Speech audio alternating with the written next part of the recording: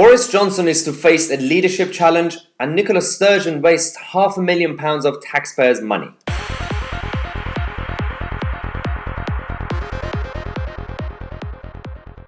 Hello everyone and welcome to the second video of the day. Boris Johnson is having some troubles.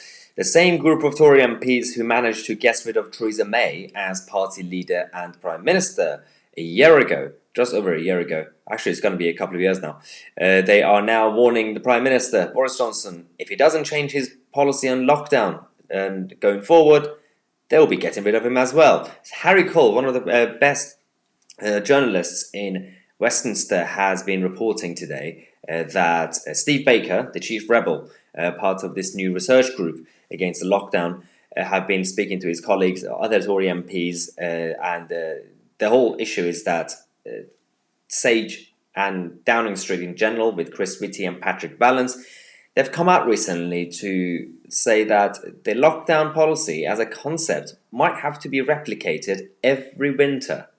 So every year, when we go through the winter crisis with the hospitals facing challenges, we might just do a national lockdown.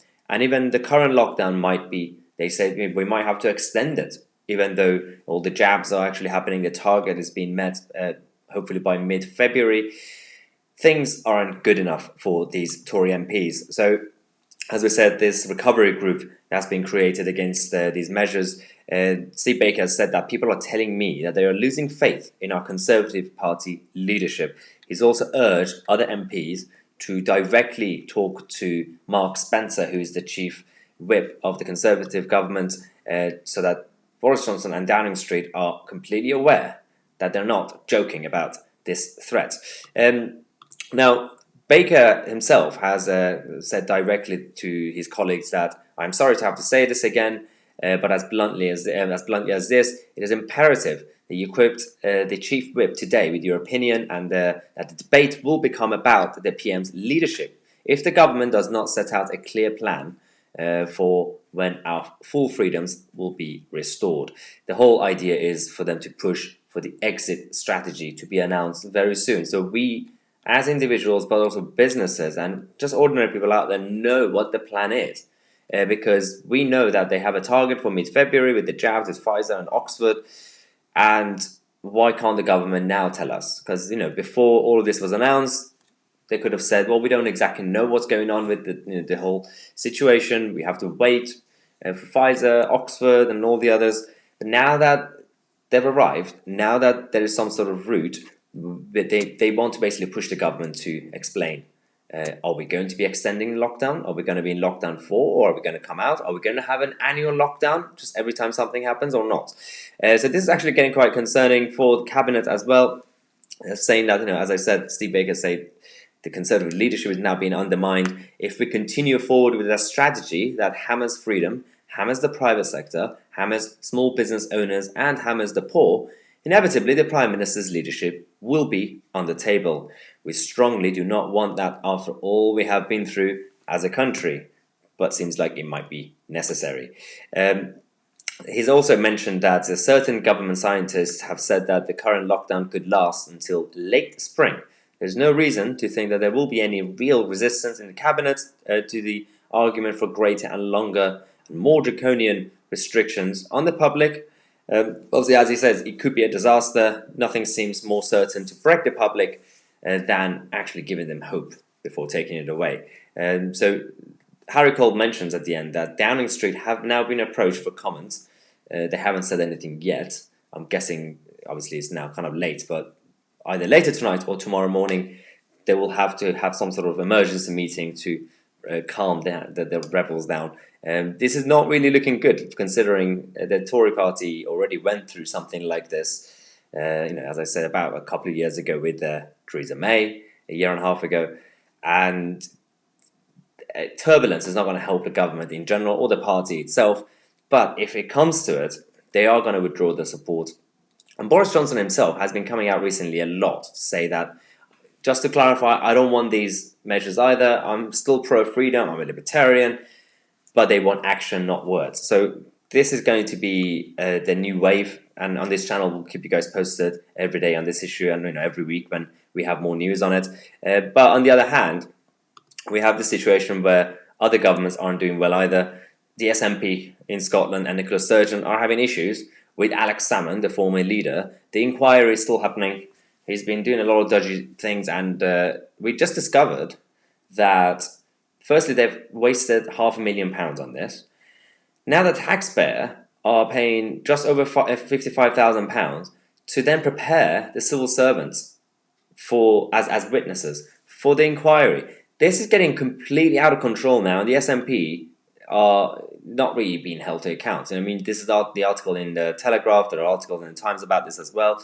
But considering now Nicola Sturgeon's government are spending about £54,378 of taxpayers' money, this is according to the Daily Telegraph, this is going to be spent on civil servants to give evidence about the inquiry where they suffered a collective memory loss. So all these witnesses came out and who knew about Alex Salmond and his affairs and everything like that.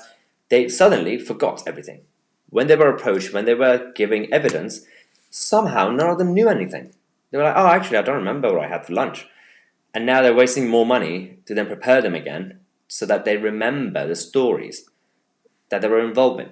I'm not really sure if that's going to actually help anything, because that's just going to be more money wasted. And if they forgot things, they're going to, not going to remember it anyway. But the committee is investigating how more than £500,000 of taxpayers' money came to be lost to Mr. Salmond, and after, obviously, he successfully challenged the fairness and legality of the Scottish government probe. And now Alex Salmond has got his sources who are coming out to brief the press every day on this. They've said that the bill for the cover-up continues to mount. It can hardly be said that they are getting value for money, given the woeful performance of the Mandarins in front of the committee. It is clearly much more difficult and much more costly to dissemble than it is to tell the truth.